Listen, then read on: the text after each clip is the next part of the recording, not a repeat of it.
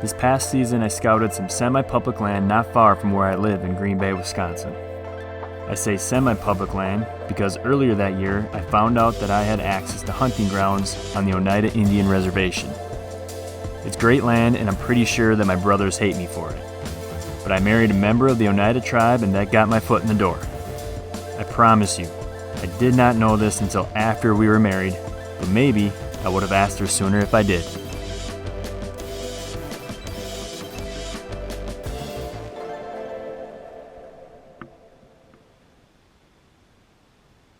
Opening weekend, I sat at the edge of a bean field in a large white oak, and there were plenty of deer in the area. But I quickly forgot about the spot because I was chasing a ghost back where I grew up in Clark County. October rolled around and I found myself with a half day off from work and some free hunting time before heading back home to leave for Kansas. I'll just say that I didn't quite make it back when I wanted to.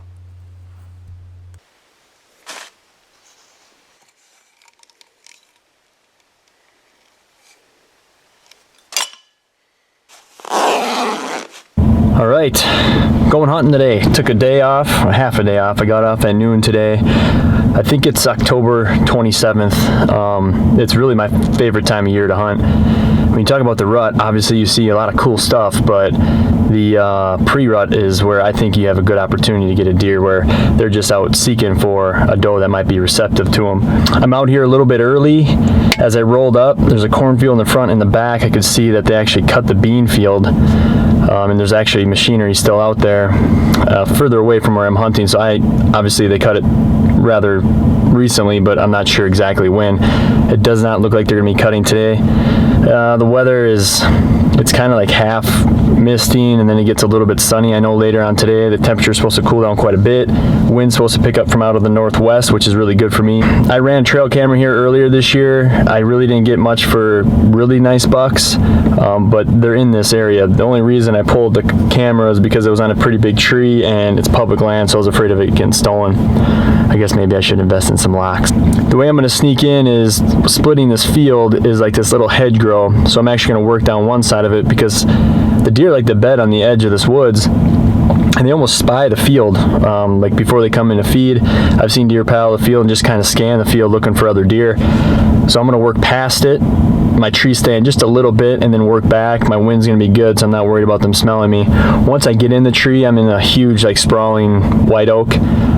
It's like a canopy. I barely even need a tree stand, so I don't think they're going to see me once I'm up there. At least the deer that I've seen this year so far haven't seen me, so I'm confident I'm going to see deer. I'm going to hunt tonight. After tonight, I'm going to head back to Thorpe for 2 days before we head out to Kansas, so I'm going to be bow hunting like the next 9 days. Well, unless I get one tonight, then I won't make it back until tomorrow, but that's a good problem to have, so hopefully that is the problem.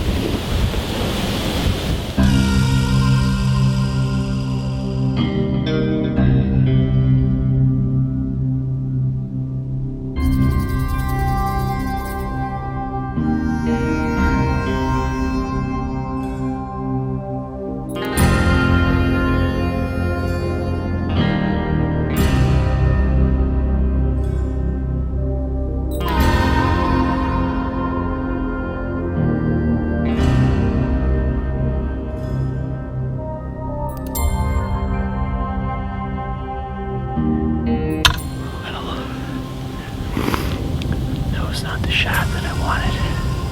He came in and he stood there 20 yards by that oak tree. And I couldn't get a shot on him. I grunted him backhanded. I hit him back, hit him way back, but as I pulled back my arrow, one of my rage blades came undone. I thought I put it back in place. I rattled that buckhead. He was very responsive. He's got to be bleeding pretty good. My arrow lit up, so I was still hit him. Fingers crossed. Oh, man. I'm shaking like a leaf. He was crashing pretty good. He's hurt. The rut is on. I'll tell you that. The cold weather got up on their feet. He came right in on a string after I rattled. And started to walk away, and I grunted at him, and he came right back in. But he was quartering away. Kinda looked like I hit him right in front of the back leg. That changes the game here now a little bit. I'm gonna pack up and get out of the tree and go see if I can find some blood. Yeah.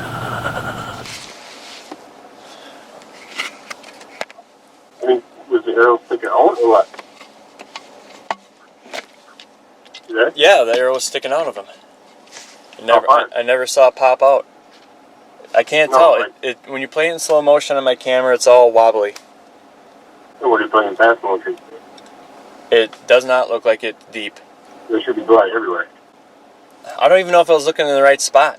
It's like a CRP grass field. And you get up down below and it's dark. You can't tell nothing. The only solace I have is watching the video. I see where I got on him a little bit as he was running off by chance. I don't remember doing it. And he's running and then he just disappears. And I see which tree he goes by.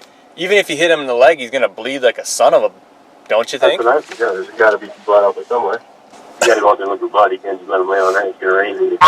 No, I just don't want to bump him looking for blood. He probably ran 80 yards before I lost him. He was running towards the field and he cut along the edge of the field. If I had 3 guys here, it'd be easy because we just go to the edge of this field, walk in 20 yards and back and forth, and you'd find blood. When you play in slow motion, it looks like that arrow goes squirrely. Goes what? It looks like it goes squirrely.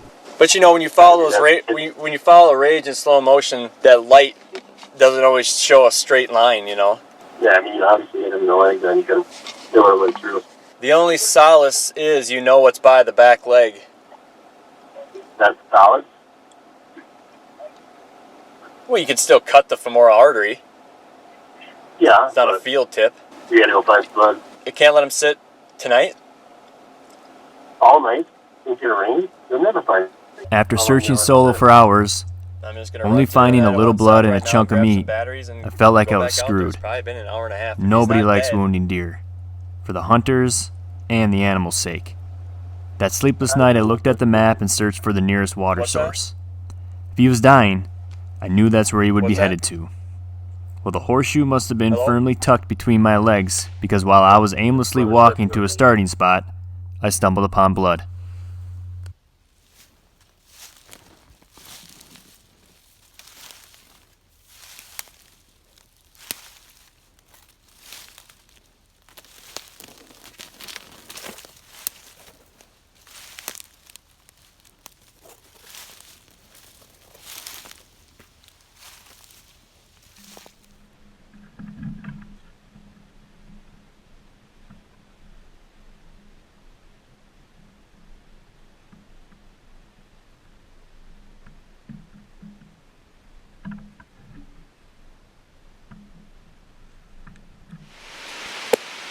I cannot believe I found this deer.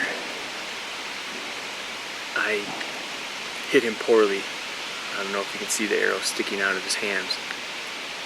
And I don't want to sound like a commercial guy, but the rage did the job. I had to do this deer justice and go look for him. And I lost blood. And what I know about deer is when they're about to die, they go towards water. So I just started walking towards a creek, keeping my head down, looking for the arrow, and suddenly there was blood everywhere. I didn't find the arrow, but there was a lot of blood.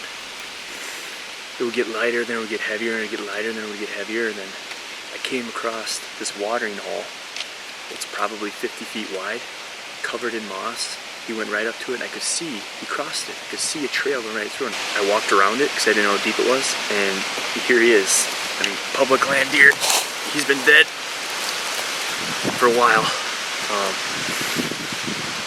You know, like I said, I hit him back. It's not the shot that I wanted to make, and I did not sleep last night. I thought it was a lost cause, to be honest with you. I lost blood last night. I knew I had to do this deer justice, so hopefully it wasn't a long night for him. Hopefully he expired rather quickly, and by judging by the stiffness, that is the case. So I must have clipped something in there.